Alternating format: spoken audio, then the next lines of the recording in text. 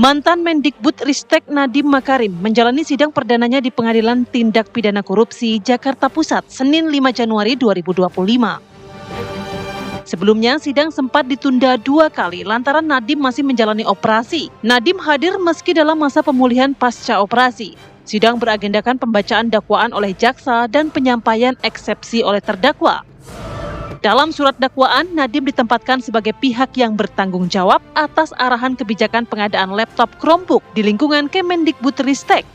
Ia didakwa telah mengambil keputusan yang keliru mulai dari pemilihan sistem operasi hingga skema pengadaan yang oleh JPU dianggap merugikan negara. Dalam persidangan, satu nama berulang kali muncul dalam narasi eksepsi Presiden Joko Widodo. Nadiem menyebut bahwa mandat yang diberikan Presiden Jokowi merupakan mandat besar dan mendesak, mempercepat digitalisasi pendidikan nasional agar Indonesia tidak semakin tertinggal. Konteks tersebut semakin kuat ketika pandemi COVID-19. Dalam situasi pandemi, teknologi menjadi kebutuhan yang tidak terelakkan. Narasi inilah yang ia letakkan sebagai fondasi pembelaan dalam persidangan. Sidang perdana Nadiem membuka babak baru proses hukum korupsi pengadaan laptop Chromebook di Kemendikbudristek. Akankah ini menjadi awal perlawanan Nadiem Makarim yang merasa dikriminalisasi?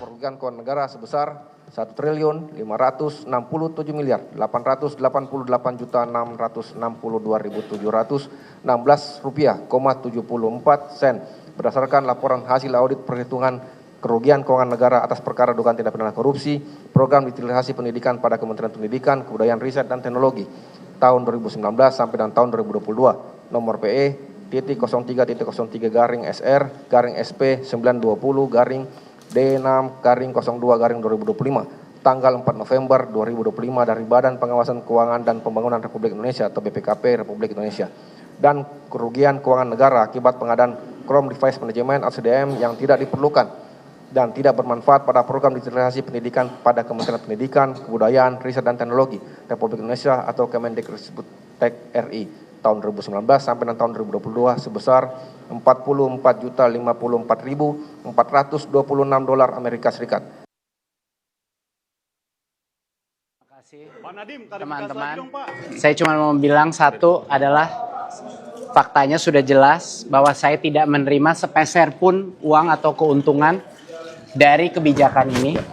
Dan yang kedua adalah kenyataannya harus dipertanyakan kenapa kebijakan yang menghemat 1,2 triliun karena Chrome itu gratis itu bisa menjadi pidana. Itu kenapa? Dan yang terakhir dan yang terpenting adalah dengan adanya kerugian negara 1,5 T dengan kemahalan harga laptop itu sama sekali tidak berhubungan dengan pengadaan. Ya, itu adalah pengadaan di mana saya tidak terlibat.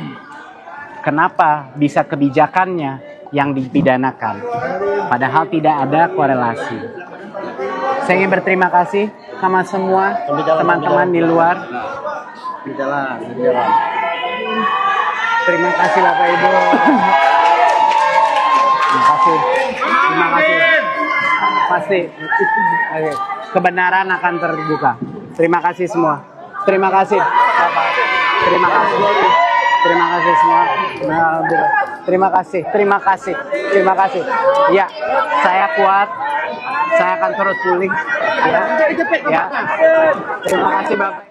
Ya, setelah sudah 2 kali ditunda sidangnya. Karena sakit ya. Karena sakit begitu ya, pasca operasi juga akhirnya kembali dilakukan sidangnya. Dan banyak hal sebenarnya yang bisa dibahasnya, mulai dari pengamanan ada dari pihak TNI tadi, lalu driver transportasi online yang mendukung di luar sidang. Belum lagi saat berjalan keluar, Nadiem sempat menyatakan 3 poin penting yang disampaikan ya terkait kenapa dirinya hanya menjalankan ibaratnya tugas dari Pak Jokowi. Dan juga sempat kuasa hukumnya juga menyatakan kenapa Nadiem tidak boleh berbicara di publik.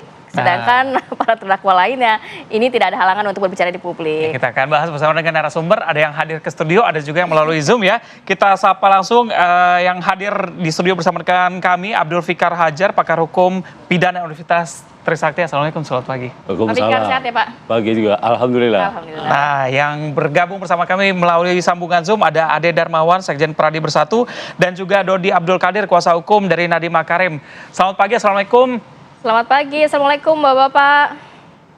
Waalaikumsalam warahmatullahi Selamat pagi, wabarakatuh. sehat Selamat selalu, pagi selamat Pak tahun Abdul baru Fikar, buat Terima kasih Adik waktunya. Rahman, dan yang di Bapak Ibu studio. sekalian. Baik.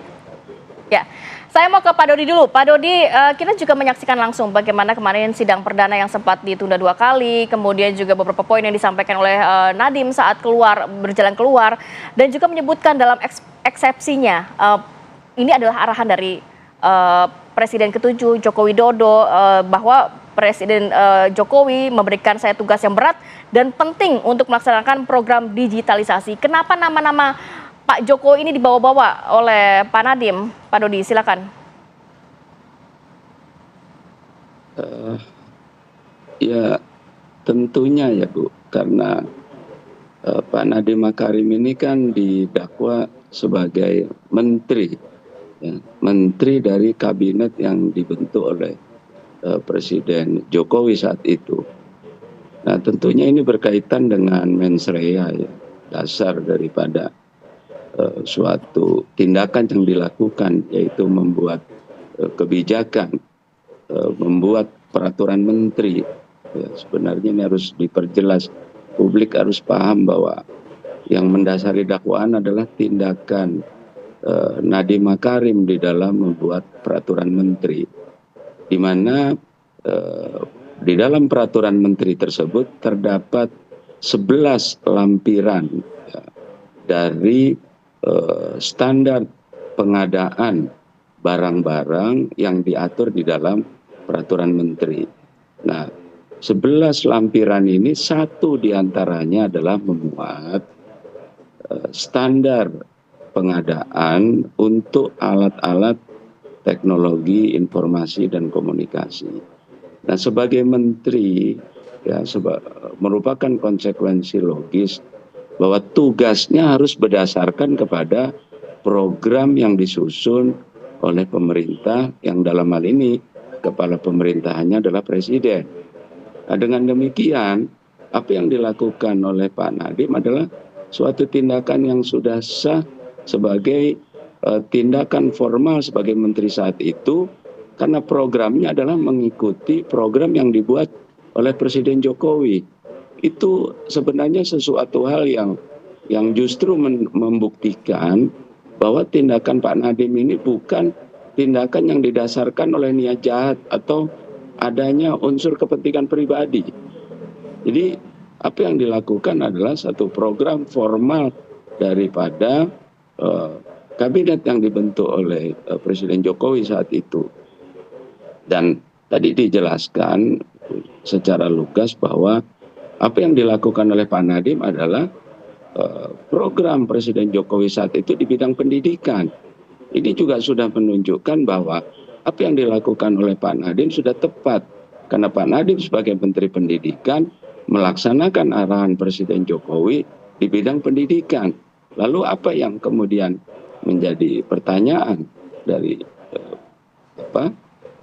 latar belakang Pak Nadiem menyebut bahwa apa yang dilakukan adalah berdasarkan arahan Pak Jokowi. Justru ini sudah tepat dan menjawab keraguan apakah tindakan Pak Nadiem ini adalah merupakan motivasi pribadi untuk mengambil keuntungan atau ada konflik of interest. Jadi jelas bahwa dengan keberanian Pak Nadiem menyebut bahwa apa yang dilaksanakan ini adalah merupakan program kerja kabinet yang dibentuk oleh Pak Jokowi, ini menunjukkan bahwa tidak ada mens rea, bahwa apa yang dilakukan oleh Pak Nadiem adalah melaksanakan program Presiden Jokowi. Oke, Demikian. Pak Dodi, yang cukup menarik juga, yang cukup menarik dalam sidang kemarin kan juga dibahas mengenai pembentukan 2 grup WhatsApp ya sebelum Pak Nadiem menjabat sebagai menteri saat itu. Apakah pembentukan grup WhatsApp ini juga bagian dari perintah dari Pak Jokowi? Karena saat itu kan belum dilantik, Pak. Ya, jadi sebenarnya itu adalah bagian dari pokok perkara, ya, tentunya nanti akan dibuktikan di dalam persidangan apakah ada yang disebutkan di dalam dakwaan tersebut. Proses kemarin ini baru proses keberatan eksepsi menyampaikan hal yang formal bahwa dakwaan disusun tidak jelas, ya, mencampur adukan kewenangan. Karena Pak Nadiem ini menteri tidak pernah terlibat di dalam proses pengadaan. Nah, uraian dakwaan, ya, dalam melibatkan Pak Nadiem dalam proses pengadaan hanya menyebutkan bahwa atas dasar perintah Pak Nadiem. Tapi tidak ada uraian bagaimana dia memerintahnya, padahal jelas sekali bahwa apa yang dilakukan oleh Pak Nadiem itu adalah hanya sebatas membuat peraturan menteri, ya, peraturan menteri yang berkaitan dengan dana alokasi khusus, ya, peraturan menteri yang berkaitan dengan penentuan spesifikasi dari barang-barang yang bisa dibiayai melalui dana alokasi khusus. Begitu juga pengadaan tersebut bukan ditujukan untuk daerah 3T. Padahal di uraian dakwaan disebutkan bahwa apa yang dilakukan oleh Pak Nadiem, ya, tidak cocok untuk daerah 3T. Nah, ini jelas kalau dilihat dari data-data formal, ya, apa yang dilakukan oleh Pak Nadiem dan juga diuraikan di dalam awal dakwaan jaksa bahwa Pak Nadiem menerbitkan peraturan menteri. Yang ini juga merupakan bagian daripada tugas Pak Nadiem sebagai menteri, yaitu membuat kebijakan, membuat peraturan menteri. Tidak disebutkan bagaimana Pak Nadiem melakukan prosedur di dalam penyusunan pembuatan peraturan menteri. Baik Pak Dodi, jadi Pak Nadiem ini hanya sebatas membuat peraturan menteri dan juga itu juga menjalankan tugas dari Presiden Joko Widodo saat itu ya. Tapi sedikit sebelum saya ke Pak Ade, sempat juga Nadiem Makarim menyatakan bahwa ini sebenarnya bukan pidana tapi lebih kepada gesekan antara pemain lama dengan pemain baru. Ini juga pemain lama dan pemain baru ini memang arahan dari Presiden Joko Widodo apa bagaimana? Dan siapa yang dimaksud mungkin? Jadi kalau dilihat ya di dalam eksepsi ini kan kita membahas dasar dari apa yang menjadi dasar hukum pelaksanaan tugas Pak Nadiem.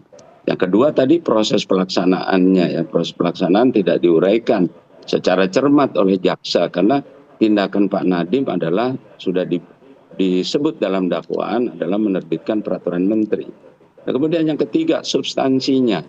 Ya, substansi daripada peraturan menteri itu sebenarnya adalah dasar legalitas agar apa yang ditentukan oleh kedirjenan itu dapat menjadi pedoman daripada penggunaan dana alokasi khusus. Nah, khusus di pengadaan TIK yang merupakan 1 dari 11 lampiran peraturan menteri tersebut, ada usulan ya dari Dirjen untuk menetapkan Chrome OS sebagai operating system. Nah, operating system yang sebelumnya justru itu juga ditetapkan oleh Pak Nadiem. Ya, operating system sebelumnya adalah menggunakan Windows. Nah, kenapa kemudian tidak ada keberatan di dalam penentuan penggunaan operating system Chrome OS? Karena jelas secara umum diketahui bahwa penggunaan operating system Chrome OS dari sudut efisiensi jelas tidak berbayar dibanding Windows yang berbayar ya, antara 50 sampai $100 dan harus dibayar secara periodik. Justru penggunaan Chrome OS ini menghemat sebagaimana disampaikan oleh Pak Nadiem sekurang-kurangnya 1,2 triliun. Nah, lalu kenapa kemudian ini menjadi dipermasalahkan? Apakah kemudian rezim yang sebelumnya menggunakan operating system Windows keberatan dengan penggantian ini? Baik Pak Dodi. Baik, saya bergeser ke Bang Ade. Bang Ade, tanggapan Pak Jokowi gimana setelah namanya disebut di persidangan? Jadi saya menganggap bahwa memang dalam program satu pemerintahan itu, menteri itu adalah pembantu presiden, itu yang pertama. Yang kedua adalah ketika program itu adalah program nasional sifatnya, tentunya seluruh menteri itu menjalankan program presiden. Tetapi kalau terjadi kalau yang saya perhatikan di sini, Bapak Nadiem itu dia sebenarnya. Miss-nya itu adalah laporan pertanggungjawaban anggarannya, itu yang pertama. Saya lihat ya, karena ada gagal mengalami kegagalan di dalam khususnya daerah 3T tadi yang disebutkan Bapak tadi ya. Terus kemudian kalau dikatakan Chrome OS tadi ya dengan Chrome Device Management yang dianggarkan oleh Bang Nadiem di tahun 2022 ini yang saya lihat ya, 2020, 2021, 2022 itu ada perbedaan dari 3 regulasi atau peraturan yang dibuat. Yang menjadi persoalan di sini adalah tidak adanya ukuran standar biaya pembelanjaan ya, kalau saya lihat ya, dakwaan jaksa seperti itu. Terus kalau dikatakan bahwa ada penghematan 1,2 T, segala sesuatu yang sudah dikeluarkan regulasinya ya, untuk bisa katakanlah 1 T, terus kemudian kita mampu menghemat. Sama Bang, saya rasa Bang sebagai lawyer mengetahui itu bahwa ketika dia kurang dari harga, bukannya diuntungkan negara karena tidak dibelanjakan, tetapi itu merupakan satu kesalahan bagaimana bisa dipertanggungjawabkan, karena apa yang sudah di-plotting itu kan tidak bisa lagi untuk dikembalikan. Disitulah dikatakan bahwa dana yang sudah memang, kalau memang menurut Bang Nadiem adalah, oh ini kan tidak merugikan, ya betul, tetapi tidak boleh kurang dan tidak boleh lebih. Jadi tindak pidana korupsi itu kerugian negara ya. Apa yang sudah di-plotting tersurat ataupun disepakati ataupun diberi permen, katakanlah permen atau apapun itu, kemudian ketika mau dipertanggungjawabkan ada kelebihan, disitulah kealpaannya bahwa itu adalah tindak pidana korupsi. Jadi tidak harus menguntungkan negara atau menguntungkan markup ya. Jadi kalau ada lebih maupun kurang, setahu saya di pemerintahan begitu, tidak boleh, dia harus pas rigid gitu loh. Gak boleh kita bahwa oh lebih murah pakai ini, nggak bisa. Apalagi ada kegagalan di dalam daerah tertentu ya, yang sudah dianggarkan. Nah itu juga menjadi persoalan di situ. Saya perhatikan seperti itu. Itu yang saya pelajari. Tapi terlepas dari itu, untuk Bapak Insinyur Joko Widodo disebut-sebut, saya rasa memang tidak ada masalah. Tidak mungkin kan presiden memberikan suatu tugas kemudian menyampaikan bahwa kamu harus irit, harus markup, kan nggak ada seperti itu. Bahwa program itu terus berjalan. Kemudian memang daerah 3T tadi yang disebutkan itu adalah kemudian itu tidak layak untuk program tersebut ya itu kan terjadi mistis itu tuh. Nggak mungkin kan Pak Presiden juga menyampaikan bahwa 3T juga ya dianggarkan saja, dibuat aja regulasinya kan, sementara memang belum ada basis internet di sana. Jadi gini loh, apapun yang dilakukan kebijakan kementerian sebagai pelaksana program, presiden kan tidak pernah memerintahkan kepada mereka ini ada anggaran kamu korupsi, kan nggak ada seperti itu. Jadi intinya seperti itu. Jadi saya kurang kalau dibawa-bawa saya rasa kurang fair lah ya. Karena kan tidak ada satu pemimpin pun di Republik ini yang minta anak buahnya untuk korupsi kan, atau tidak beres dalam laporan pertanggungjawaban keuangannya kan begitu. Iya, siap Bang Ade. Mungkin saya ke Pak Fikar. Ini yang cukup menarik adalah kan dikatakan tadi perintah dari Presiden. Lantas pertanyaan dari publik sebenarnya apakah perintah langsung dari Presiden ini, which is si Menteri ini pembantu dari Presiden, bisakah dijerat dengan hukum ketika melaksanakan tugasnya? Mungkin bisa dijawab usai jeda. Tetap bersama kami ya di Apa Kabar Indonesia Pagi.